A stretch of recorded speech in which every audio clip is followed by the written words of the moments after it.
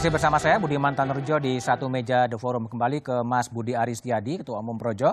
Mas, apa yang harus dikerjakan oleh pemerintah dan juga masyarakat agar demokrasi tetap terjaga, kebebasan sipil terjaga, dan orang-orang tidak takut lagi untuk menyampaikan kritik? Oke, yang pertama adalah literasi digital.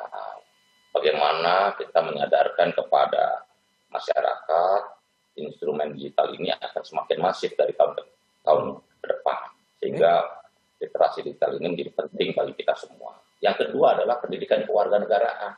Pendidikan kewarganegaraan. Karena apa? Jangan disentuh ruang digital kita ini, jangan menyentuh sesuatu hal yang sangat fundamental dari bangsa ini. Ingat, negara ini didirikan dengan penuh darah dan air mata. Apa yang sudah dibangun susah payah oleh pandai-pandai kita, ini jangan sampai dirusak karena kegenitan kita, kebrutalan kita di ruang digital.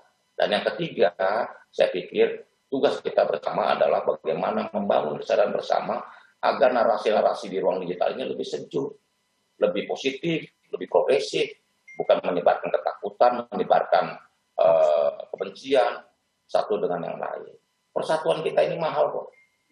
Biaya yang dikeluarkan negara ini untuk menjaga persatuan dan kesatuan kita. Oke, baik. Bang Said Didu, catatannya apa agar ruang demokrasi dan kebebasan sipil tetap terjaga? Apa yang harus dikerjakan oleh pemerintah?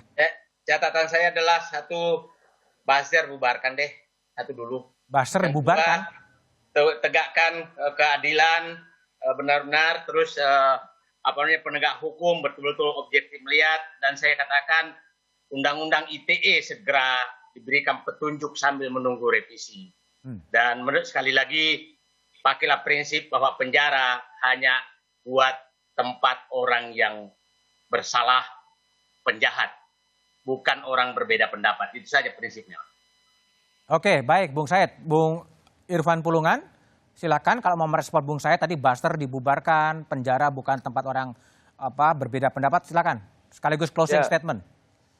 Ya, tentu teknologi itu kan sebuah keniscayaan. Kita tidak bisa menghindarinya, ya.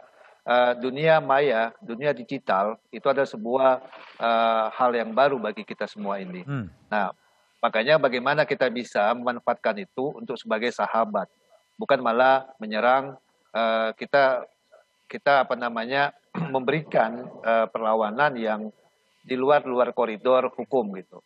Nah, semua kita, bangsa kita ini adalah makhluk sosial, makhluk beragama. Itu ada nilai-nilai leluhur, nilai-nilai norma. Nah, taatilah aturan-aturan hukum itu supaya kita tidak terperangkap dalam persoalan-persoalan hukum. Saya yakin dan percaya ketika perbuatan itu tidak melanggar hukum, tidak akan mungkin aparat penegak hukum untuk melakukan tindakan. Marilah kita menyadari apa yang kita lakukan ini untuk sama-sama perbaikan ke depannya. Kita melihat bangsa ini, kita memberikan arti yang penting untuk bagaimana memberikan edukasi penting kepada masyarakat, memberikan hal-hal yang baik terhadap bangsa dan negara ini. Oke, baik. Burhan, jadi apa catatan Anda terhadap situasi belakangan Undang-Undang ITE maupun kebebasan sipil yang semakin terpresi?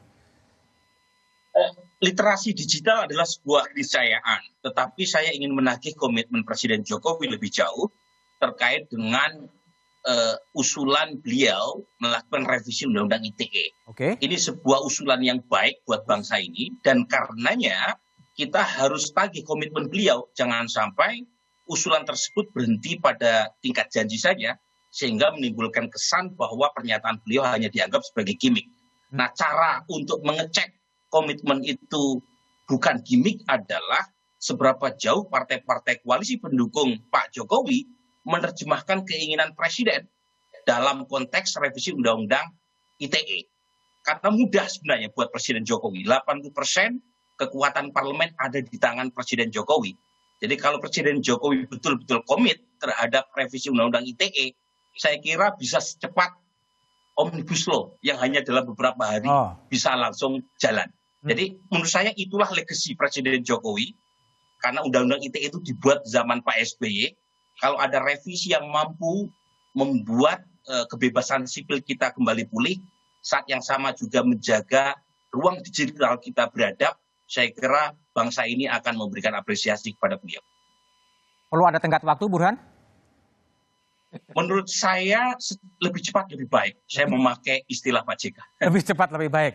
Oke, baik Bung Ade Irfan, Bung Mas Ari, Bung Said Didu dan Burhan, terima kasih. Terima kasih Mas Budiman. Kebebasan sipil, Amin. kebebasan berpendapat adalah roh demokrasi. Upaya menyumbat kebebasan sipil tentunya bisa mematikan demokrasi itu sendiri. Kritik harus terus dikembangkan sebagai bagian instrumen pengawasan dan sebuah dialektika, sebuah gagasan. Kekuasaan harus terus menjamin kebebasan berpendapat warga sebagai upaya merawat demokrasi. Demikian Satu Meja The Forum malam ini. Tetap patuhi protokol kesehatan dengan mencuci tangan, menjaga jarak, dan jangan lupa memakai masker. Selamat malam dan terima kasih.